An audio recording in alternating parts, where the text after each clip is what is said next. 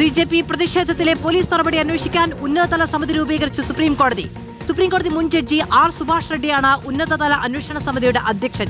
ഹൈക്കോടതിയിൽ നിന്ന് വിരമിച്ച ജഡ്ജിമാരും മുൻ CBI പോലീസ് ഉദ്യോഗസ്ഥരും ഉൾപ്പെടെ സമിതിയിൽ 5 അംഗങ്ങളുണ്ട്. ചീഫ് ജസ്റ്റിസ് അധ്യക്ഷനായ 3-അംഗ ബെഞ്ചിന്റെ ഇടക്കാല ഉത്തരവ് ഇങ്ങനെ. സുപ്രീംകോടതി മുൻ ജഡ്ജി R. സുഭാഷ് റെഡ്ഡിയാണ് ഉന്നതാധികാര അന്വേഷണ സമിതിയുടെ അധ്യക്ഷൻ.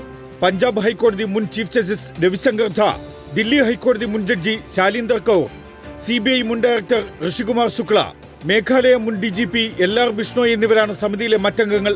പ്രതിഷേധക്കാർക്കെതിരായ pellet gun, electric baton, lathi charge, കണ്ണീർവാതകം എന്നിവ ഉപയോഗിച്ചുള്ള അമിത ബലപ്രയോഗം സമിതിയുടെ പരിഗണനാ വിഷയമാണ്. പ്രതിഷേധക്കാരായ വനിതകൾക്ക് നേരെയുണ്ടായ അതിക്രമവും സൈബർ അതിക്രമവും സമിതി പരിശോധിക്കും. പ്രതിഷേധക്കാർ നടത്തിയ അക്രമങ്ങളും പൊതുമുതൽ നശിപ്പിക്കലും ഇരകൾക്ക് നൽകേണ്ട നഷ്ടപരിഹാരവും വൈദ്യസഹായവും സമിതിയുടെ പരിഗണനാ വിഷയത്തിലുണ്ട്.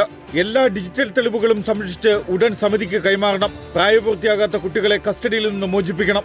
പ്രതിഷേധക്കാരുടെ വ്യക്തിവിവരങ്ങൾ വെളിപ്പെടുത്തരുത്. മുൻഗണനാടിസ്ഥാനത്തിൽ ഉന്നതാധികാര സമിതി എത്രയും വേഗം ആദ്യ ഇടക്കാല റിപ്പോർട്ട് നൽകണം.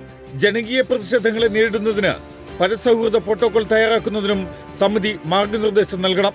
AR റഹീം MP ഉയർത്തിയ ഫേഷ്യൽ റെക്കഗ്നിഷൻ ഉൾപ്പെടെയുള്ളവയിലെ ഭരണഘടനാ പ്രശ്നങ്ങൾ സുപ്രീംകോടതി നേരിട്ട് പരിശോധിക്കും. Legal desk reporter.